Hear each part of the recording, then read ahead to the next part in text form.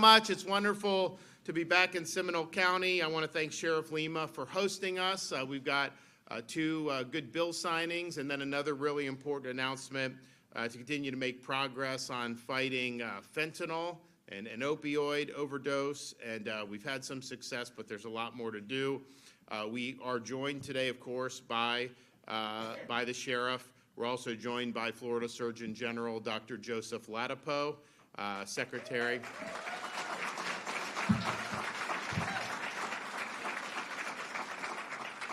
DCF Secretary Siobhan Harris. We have Senators Broder and Collins, Representatives Placencia and Plakin.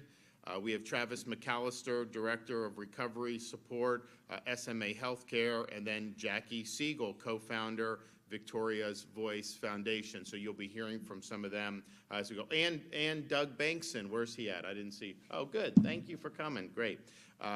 So that's good. Well, we know that you have massive amounts of fentanyl pouring into this country at the U.S.-Mexico border.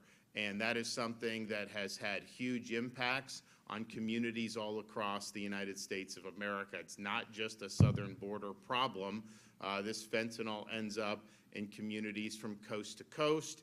And as we know, this stuff, when it gets into these different pills or whatnot, is incredibly, incredibly deadly. And so we have been setting records as a country for the amount of opioid overdose deaths, driven a lot of it by the fentanyl coming across the southern border. So you have over 100,000 Americans every year are now dying because of these drug overdoses fueled by the fentanyl crisis.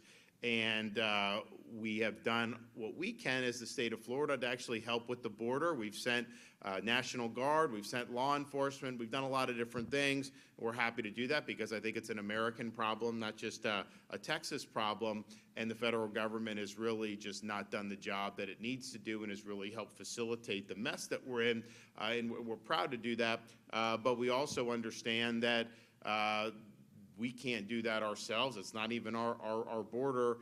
Federal government ultimately needs to be able to solve the problem. They're not solving it. So you are going to see effects of this in our communities here in Florida. And the one thing about the fentanyl is, you know, some of these drugs, like not that they're not good to do, but if you do some type of drug and it is laced with fentanyl, the chance of you dying goes up tremendously.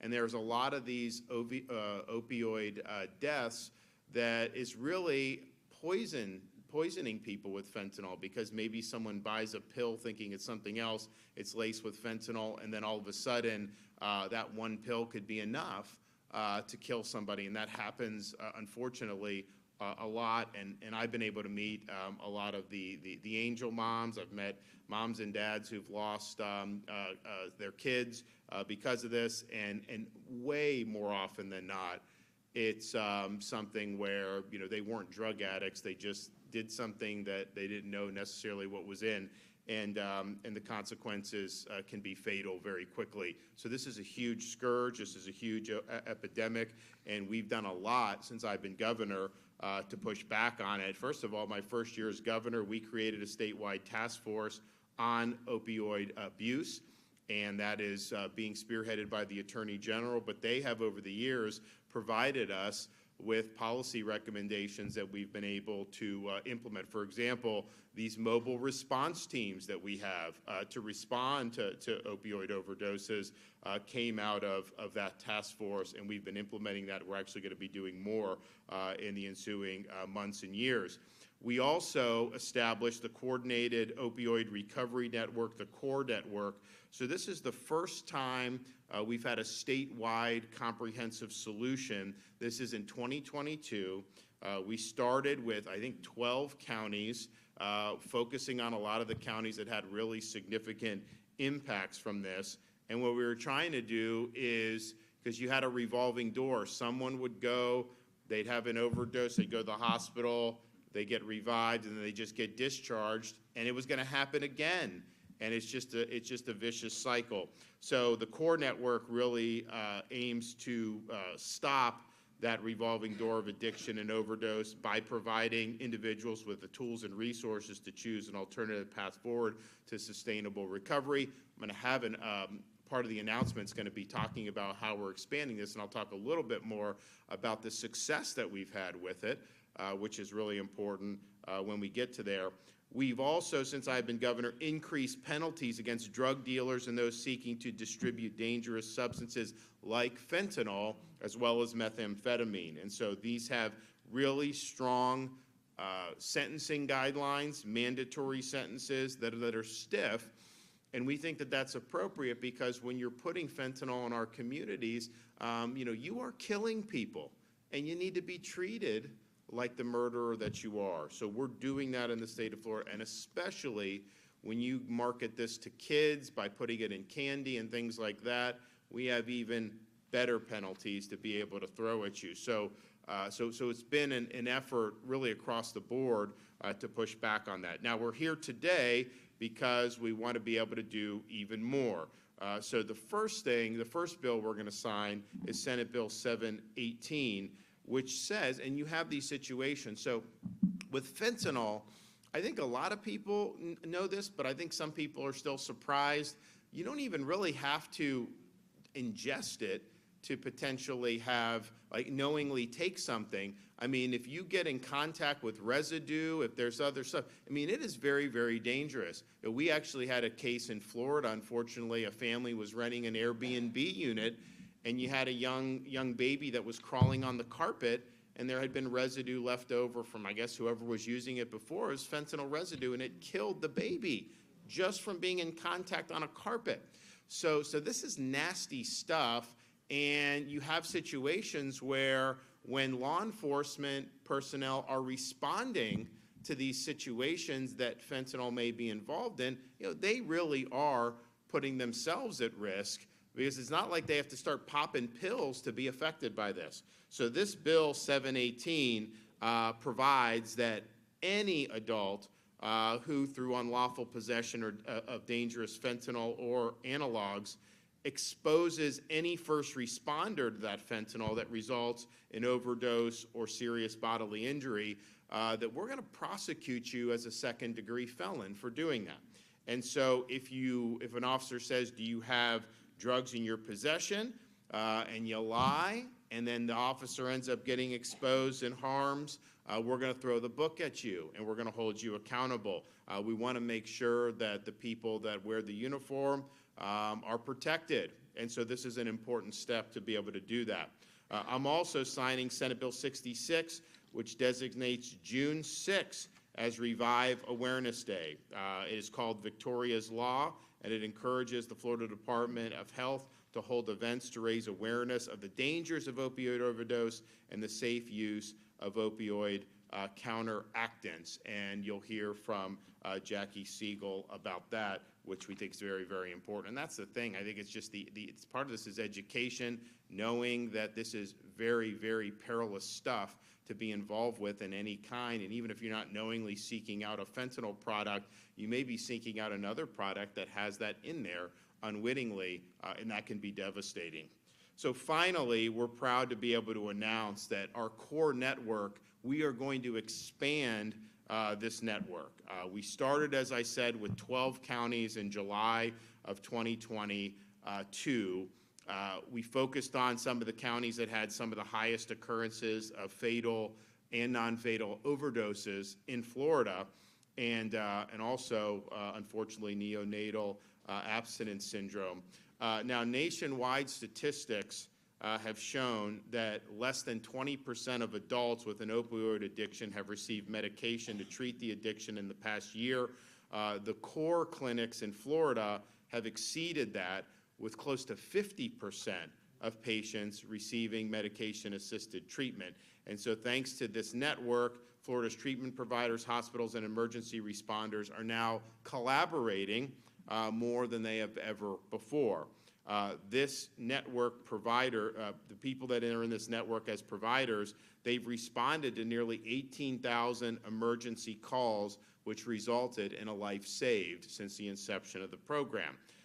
We have seen, since this program was launched, we have seen a reduction in the number of emergency medical services responses necessary for drug overdose. State-level data shows 607 fewer EMS responses to suspected overdose from when this program started. That's a 3% reduction. We are on a pathway to continue to see stiff increases. From January to June in 2023, core counties Duval and Escambia saw a drop of 176 and 146 EMS calls respectively for suspected opioid overdose compared to the same period in 2022. Pinellas County, 406 fewer emergency medical services responses during the same time. And this was the largest reduction in emergency medical service responses to suspected overdoses across the 12 core counties. So overdose deaths across Florida are now on the decline. We have a 9%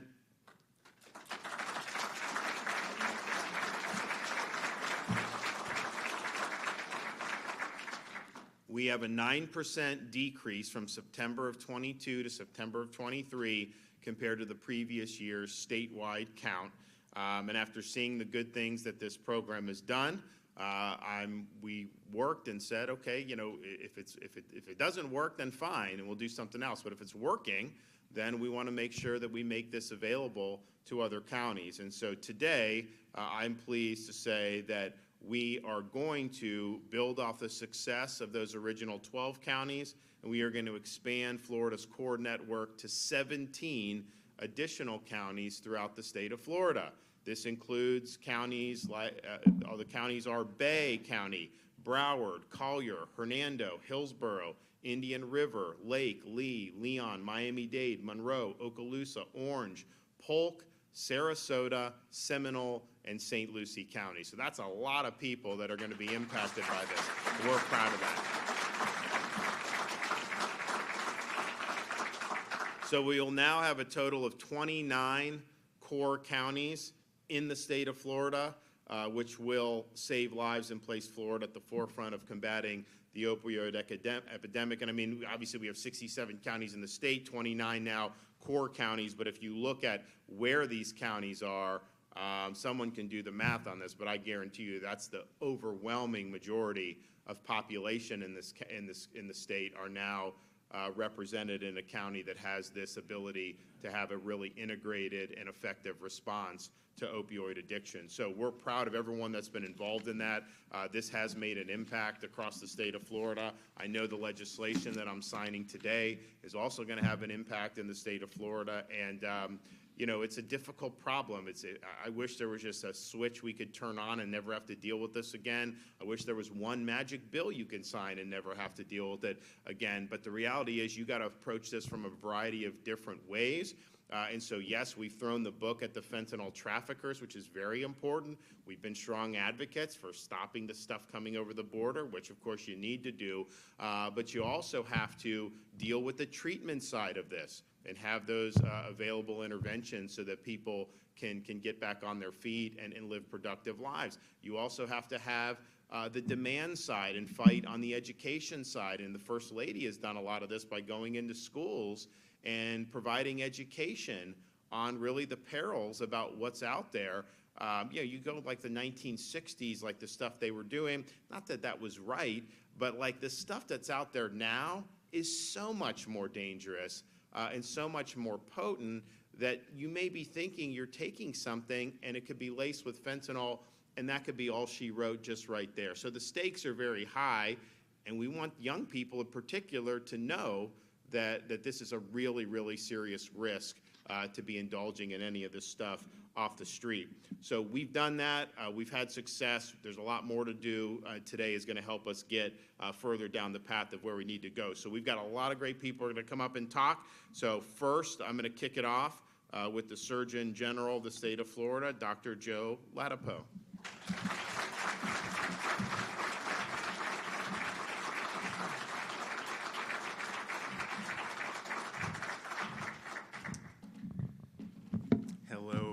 Thank you, Governor. Thank you, Governor. It's always a pleasure to be in this man's shadow, or to be next to him. I want to say before we talk more about CORE that, you know, the Governor was saying that, he wanted a switch to be able to just end the problem, but in the absence of a switch, you know, he mentioned that approaching the problem from different ways was what we were doing. And it seems like a simple statement, but it actually highlights something that's very important, and why so many people are drawn to him and admire him and appreciate him, which is that it's such a common sense and grounded idea that, you know, for a problem that's complex, you know, we'll try different strategies that make sense to address the problem.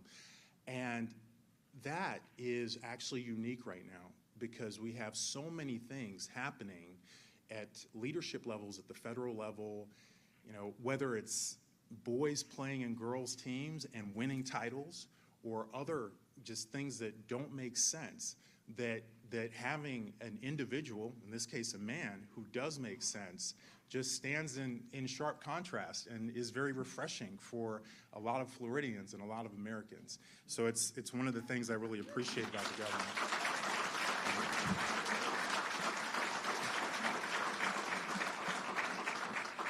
You know, who thought it would be controversial to allow girls to compete with other girls and not have to compete with boys? Whoever would have thought, you know, I don't think any of our parents would have ever thought that would have been controversial. Well, so CORE, as the governor said, one of the aspects of our opioid strategy is the Coordinated Opioid Recovery Network. So this is our core network. The governor described some of the components. And when we first talked about the program, and it's really thanks to my deputy secretary, Dr. Ken Shepke, who's an emergency department doctor and worked in Palm Beach where this program was piloted. When we first talked about this program a while ago in the governor's office and talked about even just expanding it to the 12 that it currently exists in, one of the things we talked about was the fact that it's a common sense, it has a lot of common sense elements. So a lot of people, most people in fact, who are addicted to opioids or some other medication, they don't want to be in that state. They want to be out of addiction. But addiction is a powerful dragon. I mean, it's a powerful monster, right? It sucks people's their spiritual existence. It sucks at their energetic existence. It sucks at their physical existence with cravings. It sucks at everything. I mean, it drains people, and it's very hard to overcome, and most people don't overcome it. But because most people want to be rid of their addiction, that presents an opportunity to try and make it more feasible to achieve that goal. And those are the components that are why CORE is as effective as it has been and should be effective. We talked about before expanding it how you know, I anticipated it would be effective. And you know, what are those components? So one of the things is that it brings people closer to help. So when someone overdoses, or at whatever point someone feels like they are, you know, they want to try and get help. Say they come into the emergency department because of an overdose, or maybe they got naloxone in the field, and they come in the emergency department, and now, you know, they've recovered, they're breathing again. I've seen patients like that in the emergency department, and every time, just about every time, when someone's in that situation, the next thing they want to do is leave, and usually to satisfy that craving again. And one of the things that CORE does is that right in that setting, when that patient wants help, but is still dealing with this dragon that's sitting on their shoulders, there's a connector, a person there to help that person either initiate therapy with our things like Suboxone, medications that can help alleviate at least a physical component of addiction, and peer navigators. So people, you know, there's nothing more powerful just about than someone else who has walked in the same shoes. I mean, it's very powerful, right? Because it's not just, it's a total experience, right? Experiencing all the components of addiction and having survived it and really gotten out of it. And that's a very special type of human resource. So CORE connects people with those types of resources and connects them promptly so that, you know, in that period where there's a window and that window's always closing. But when there's a window where that person wants help, they can reach out and get some help. And that's why CORE has been successful. It's just really just common sense, thinking about the problem, thinking about the solutions. And the solution is not to have boys playing on girls' sports. So it's just that common sense that CORE brings, and it's part of why it's been successful. It's part of why I'm sure it appealed to the governor when we were all talking about it in his office, a year and a half ago. I lose track of time, things in this job. And it's part of why I'm happy that we're expanding it. So just with the dozen counties that it's at, CORE has helped touch tens of thousands of lives of people who are addicted. It's been very successful, and that's meant success not only for those people, but for their loved ones, right? Their husbands, wives, their partners, their kids. So it's just, it's like you can't do much better good, right, than saving someone's life and helping them still be around and still be, have a positive impact in the lives of those people that care about them. So it's really, it's just a really terrific aspect of the program. And something else that CORE does, just to try to be comprehensive, is it tries to help people with all those surrounding problems. So oftentimes, for example, people have problems with housing, people may have problems with just buying food, other components of life, financial stuff, and CORE has partners in the community to help, again, support people getting through that really challenging and acute period where they're trying to escape the trap that they're in with addiction. So eventually, the switch that the governor mentioned, he doesn't know it. He may not know it, but it does exist, and it's stress and trauma, and that is the core of all addiction, is stress and trauma ultimately. And I hope that in my lifetime we'll actually be able to make more headway on that. That's actually something that's very important to me, even though we don't hear much about it in the Surgeon General position with the stuff that we do in the Department of Health. But that's the core of it, and that is the magic switch. And we are, I'm sure, in fact, that the future is headed that way. All right, thank you. I will now introduce, the governor will introduce Secretary Siobhan Harris. Yep.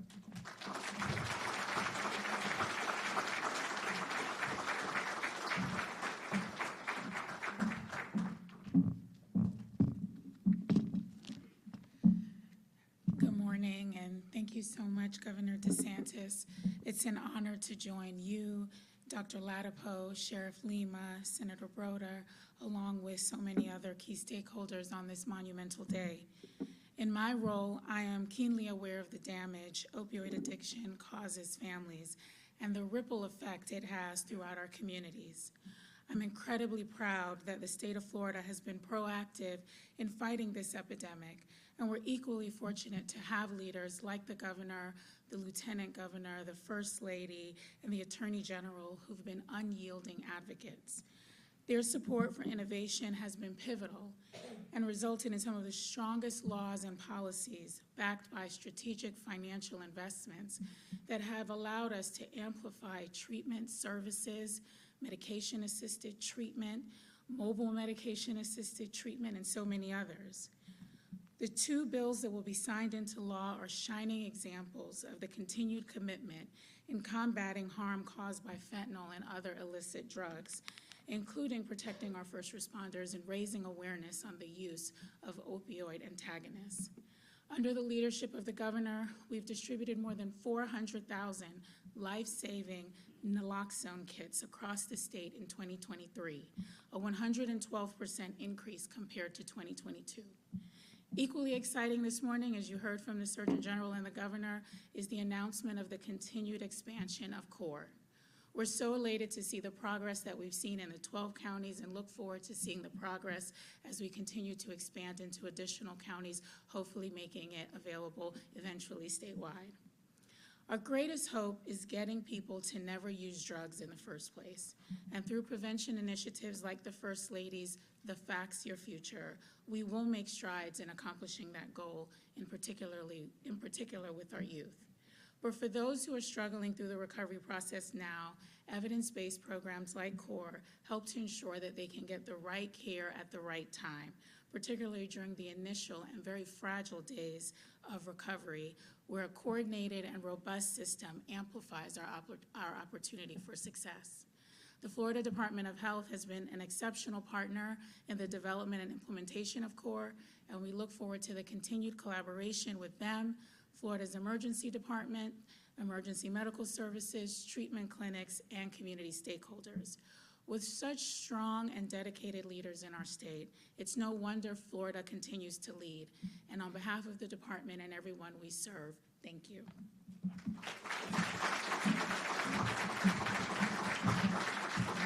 Sheriff.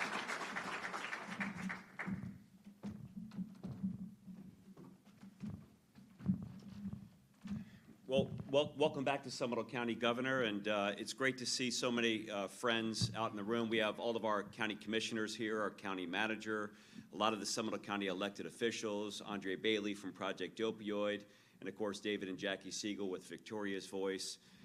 You know, I learned early on in the DeSantis administration a new definition. It was called DeSantis time. And in the early stages of this, the governor and the first lady and the attorney general actually allowed me to participate on a lot of these efforts, whether it's the statewide opioid task force or various things. And I saw the passion and the drive that he had to make sure that this was addressed in a comprehensive way.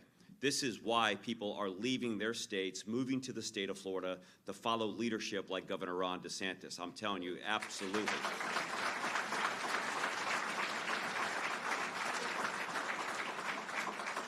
As a result of that work and the past few years, the governor has signed into law bills that simply do not exist in other areas of the country. We knew, what you heard from the Surgeon General, that this has to be a comprehensive approach, and we've actually said that you can't arrest your way out of this problem.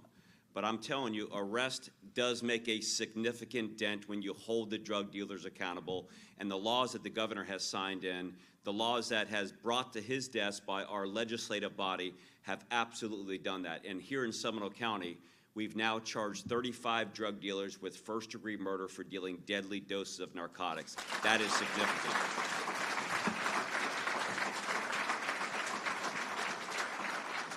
During last legislative session, the governor also signed a bill that does not exist anywhere else, that we talk about the importance of reviving, and that's the greatest responsibility of a society, is to deploy naloxone and an opioid antagonist and bring people back. But until the governor signed a law on the books, people quite literally could get away with murder. So now in the state of Florida, there's a law that says, if you're revived with Narcan and we can prove that you're the drug dealer that sold the drugs, you can now be charged with second-degree felony culpable negligence for dealing that dose, because we know that every other person that is receiving those drugs from that drug dealer is likely to experience similar fate. Again, we have so much to be grateful for what's going on here in the state of Florida. These new bills that are coming out today.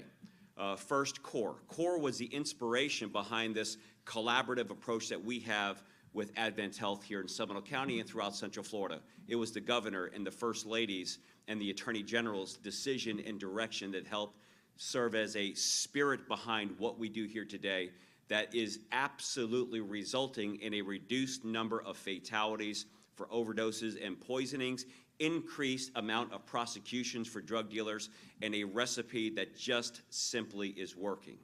In addition to that, we know that we now face a time where 6 out of every 10 pills that are on the street contain a lethal dose of fentanyl. Fentanyl is 100 times more potent than morphine, 50 times more potent than heroin, and a microgram is a lethal dose.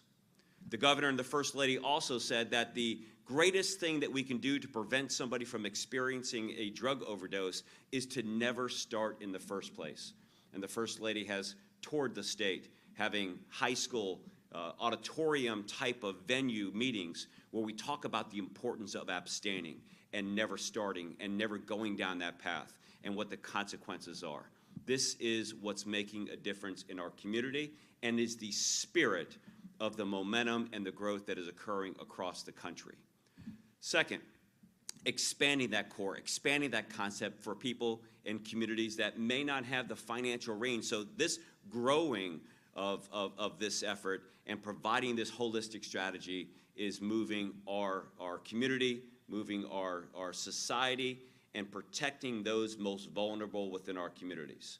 And last, and certainly not least, additional laws that hold drug dealers accountable when they intentionally expose a public safety professional to these deadly substances is just, once again, I think the Surgeon General said it just makes sense. It seems incredibly obvious, but again, Governor DeSantis, it is an honor to be here in the state of Florida, to partner with you and your effort and the difference that you made. People have counted on you and your leadership, and you have not let them down. God bless you.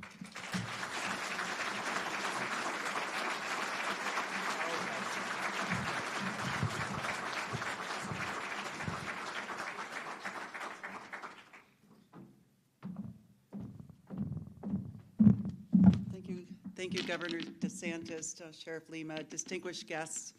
It's such an honor to be here today to recognize the victorious law for June 6th, Revive Awareness Day, because that's going to keep the conversation going about the opioid epidemic and the deaths related to it. And this day, June 6th, is a very meaningful day for us because that's the day that our beloved daughter, Victoria Siegel, died of a drug overdose at the age of 18 years old. She had a whole life to live, and it was taken away too soon by these terrible drugs. The drug epidemic is getting worse, and it's the #1 cause of death for people between the ages of 18 and 45, and it's a growing number of causes of death for children as young as around 14 years old. They're doing vapes that are laced with fentanyl. There's fentanyl that looks like candy, and it's really, this is a death that could be prevented. So my husband and I, David Siegel, we formed the Victoria's Voice Foundation, and he's really my driving force, and also my guardian angel. When she passed away, it's like a trigger went off in me, and I realized we didn't want other parents to suffer the pain and agony that we suffered. So we decided to spend the rest of our lives to spare other people's children and loved ones from this pain. Since Victoria's Voice, since we started, we have speakers going around to schools, and we've reached out to over 1 million parents and children just as of last month for the schools that we've reached, so we're very happy for that. We have also secured a bipartisan resolution declaring June 6th as the National Naloxone Awareness Day. And also our daughter, 2 weeks ago, we had a ceremony at the DEA Museum up in Washington, D.C., and her picture is now up there with thousands of other people who died of a drug overdose. Also, our family was the first family to be in the national press about losing a child from the drug overdose. It was always a very hush, private thing. Parents would always say that their children died of the natural causes. But I realized that with the TV shows that we're doing and with that fame and recognition, and it really is more important to not be shameful, but to use that fame as a platform to get in the door, to speak to the press, and talk about the drug epidemic. We published Victoria's diary, which was her dying wish. We have the diary and the naloxone actually in the gift bags in the back, so I want everyone to grab one of those on the way out. And everything I do between our reality show and the Broadway show that's being launched this summer in Boston, it's called The Queen of Versailles. In our contracts, we require them to bring the awareness about the drug epidemic and Victoria's voice in everything that we do. So, yeah, thank you. And in the Broadway show, it's actually, they do feature Victoria and her journey through the drug epidemic. So it's a very important story, and I don't know if I could even get any more awareness out there in the way of the entertainment field. I mean, it's better than a movie. Oh, and I do have a movie that we made called Princess of Versailles that shows the grief of how me and my husband handled the loss of our daughter. And it's on my YouTube channel. My YouTube channel is The Real Queen of Versailles, but the movie that we put on there, and it's free for everyone, The Princess of Versailles. And it's just like a homemade movie. I'm not like a great producer. I'd rather be on the other side of the camera. So anyways, one other thing that we did is Victoria's Voice launched a Get, Give, Save campaign, which is about get naloxone, give naloxone, save a life. If the first responders had naloxone when our daughter overdosed, she would still be here today. So that's why this Get, Give, Save program is so important. And we could not save Victoria, but we pray that her legacy, including the Revive Awareness Day, will save a life of a loved one for many people in this room and around the world. So I am so grateful to you, Governor, Sheriff Lima, my family, and everyone else, our Victoria's Voice Foundation, and everyone who made today possible and signing this into law. Thank you so much. Thank you, David.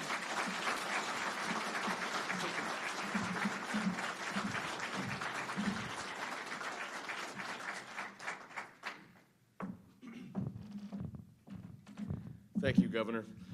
My name's Senator Jason Broder, and I am going to back cleanup, so we'll get to it soon. And I want to tie together a couple themes for you that you heard today and make you very proud of being in this community and in this state. Because I think the way this came about, the commitment that we've shown, not only legislatively, but this administration, Governor and the First Lady have been from day one committed to it, making sure that our communities are safe.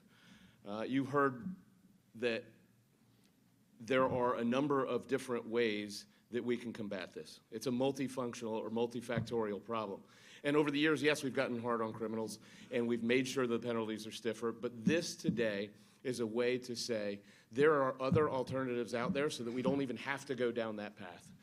I want to thank my colleagues from the legislature. Senator Collins is here. Thank you for making the trip over from Tampa. Representative Placencia and Representative Bankson, and of course the sponsor in the House for this, Representative Plakin. Thank you so much for being here and doing this.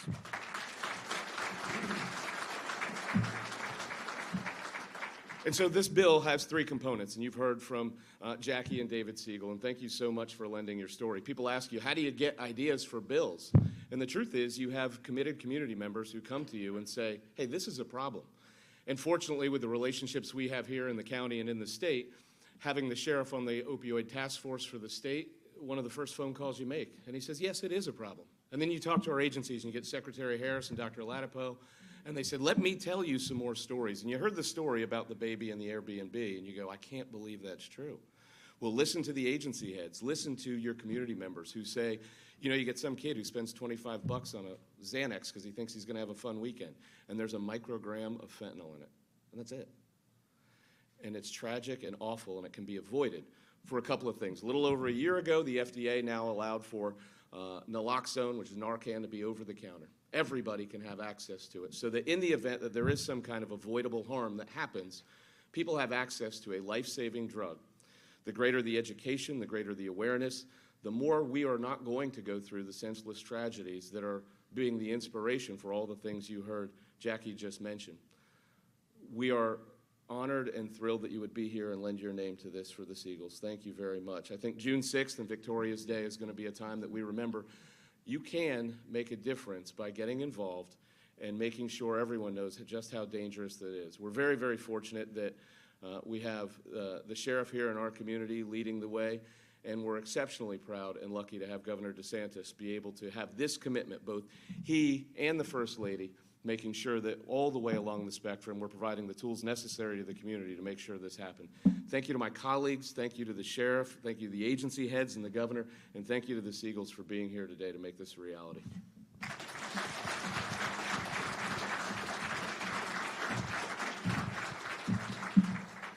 Well, thanks for everybody who's participated. Thanks for the members of the legislature that helped help with this and get this on the governor's desk.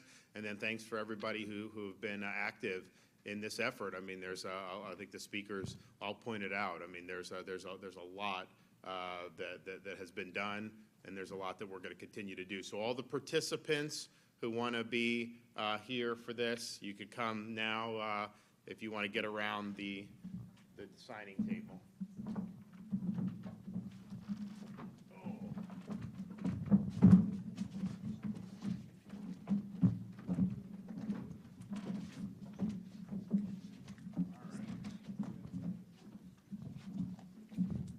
Today the 8th? April 8th? 8th. Oh, okay, good.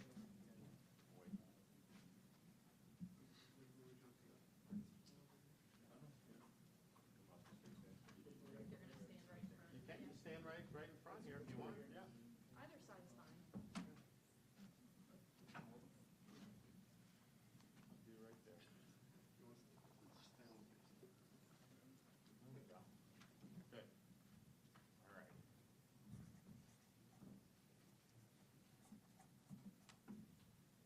So this is the first responder, protecting them against fentanyl exposures.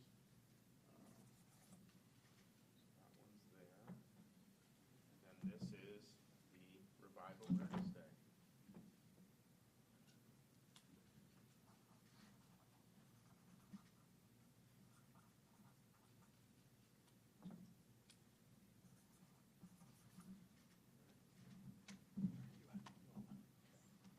Anyone else want one of the pens? Anyone else? All right. There we go.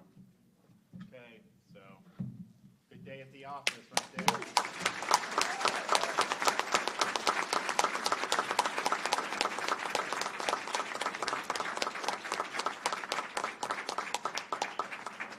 Good work.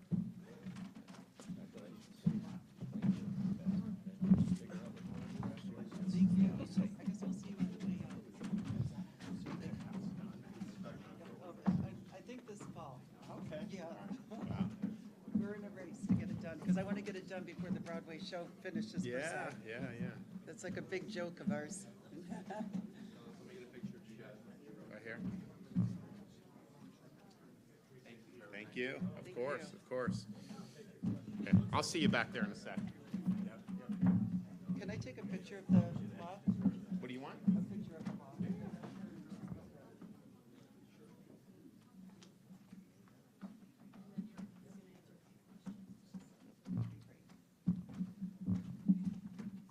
Great. So thanks for everyone who's been involved in this, and there's been a lot that's been done. I mean, you know, the fentanyl is obviously there's a law and order component to it. We've been very upfront about being strong on that. One of these bills does that, but there's also the awareness and the treatment, which are very, very critical.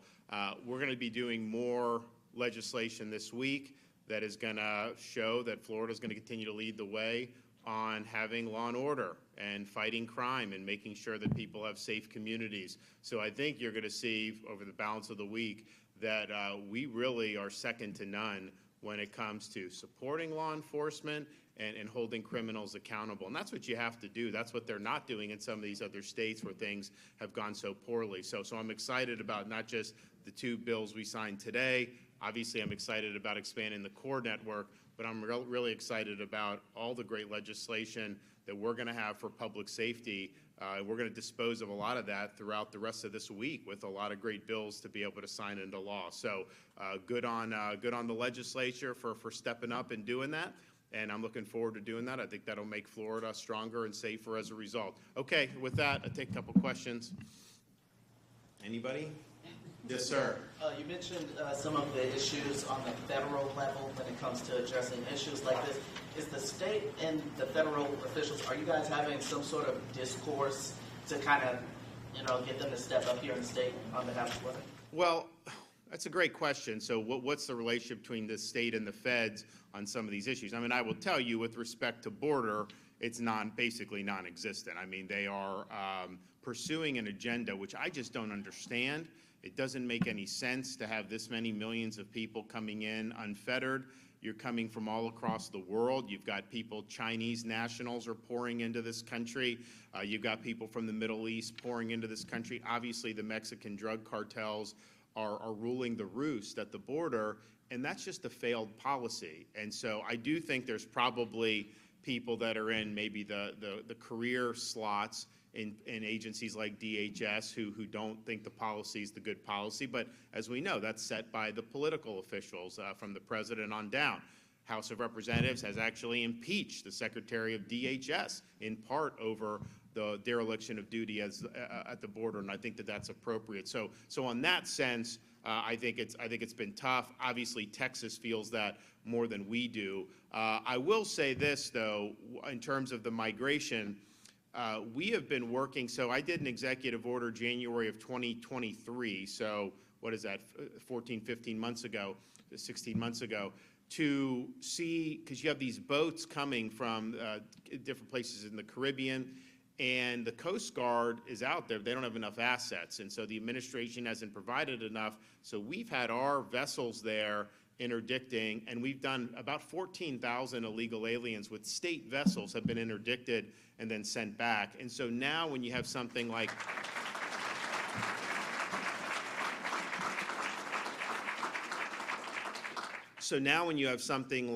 what's happened in Haiti, and there's always been issues there, but it's gotten worse, we surged even more vessels.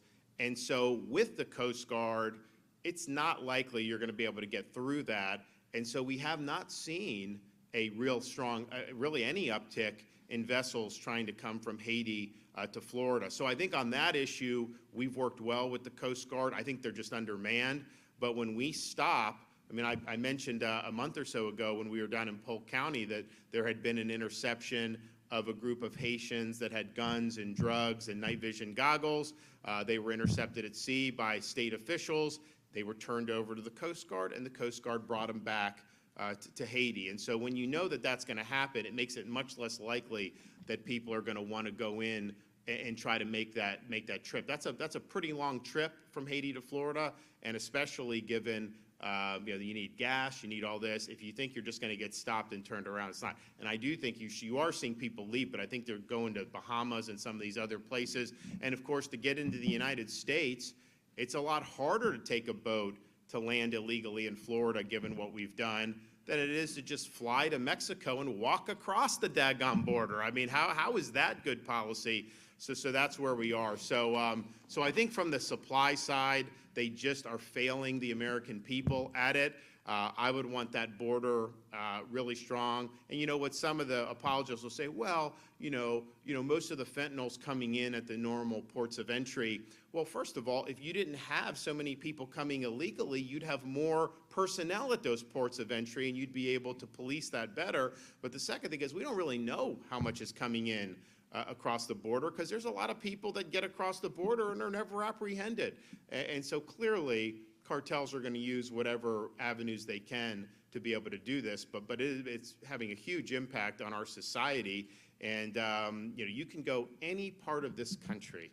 Obviously, in Florida, we know other states along the Sun Belt, but you go to like Minnesota, you go to Maine, they have these fentanyl overdoses because it really gets everywhere, and it's a tragic thing. And when you're in a position, if you're working hard to address problems, not all these are easy problems, but to not even try to stop the border and indeed to facilitate more illegal entry over the border, that is a failure of leadership.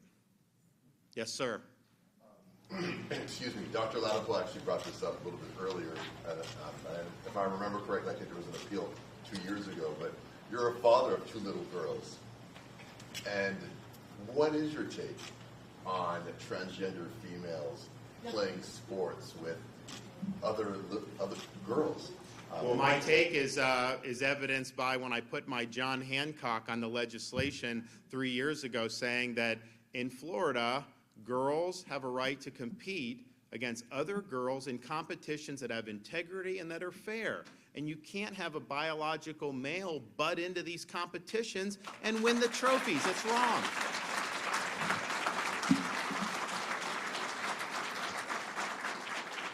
And so I think that that's important. I think what we did is right. And, you know, sometimes people will act like, you know, that not allowing a biological male is somehow an imposition on that athlete, and they don't care about the imposition you're imposing on all these female athletes.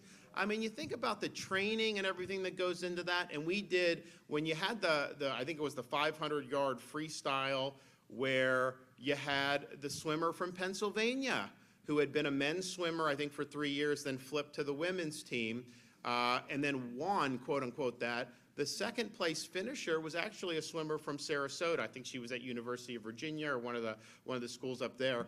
And you know, that's someone that's probably trained for years and years at this, because you don't just get to be competing in NCAA just rolling out of bed. I mean, this is something you're doing when you're young, and you're through middle school, high school most likely.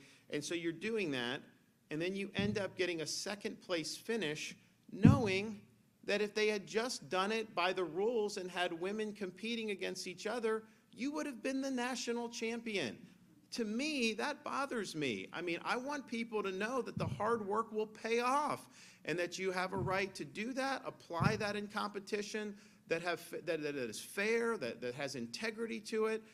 That's really what it's all about. And the message that it sends is say, you know what, you do everything right, you work your tail off, you get in a position, and then all of a sudden you can have just the championship taken away from you. And why is it being taken away from these women and these girls who are competing in these competitions? It's doing it because the people, the powers that be in these institutions, like the NCAA, some of the high school, not in Florida, but some of these high school, you know, they just don't have the courage to put their foot down and say no. They don't have the courage to do what's right because they're worried about being politically incorrect. Yes, they will get attacked by different groups, of course, probably a lot of media organizations. But you know, that is not what leadership is all about. Leadership's about doing what's right. And I think what we did that very early on when this was starting, and we actually had a runner from Connecticut who was in the high school and lost. I think there were 2 biological males that won first and second place in those sprints. And it's just like, okay, you know, that's just not right. So we're doing it right in Florida. You know, everyone has a right to compete, but you got to compete, you know, based on the biology. That's the way to do it fairly, and that's the way where people can, particularly our young girls, can know, you know, you work hard, you're going to have a chance to succeed, you're going to have a chance to compete with fairness.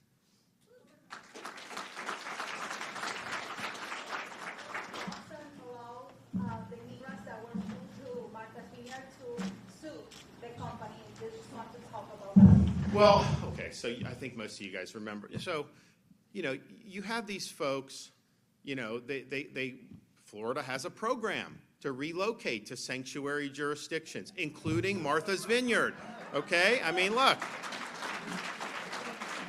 So they do it, and the company that runs this that was running as a contractor, everyone who gets on the transportation signs a form saying that they know what they're doing, they're consenting. This is not something that's being done against anybody's will.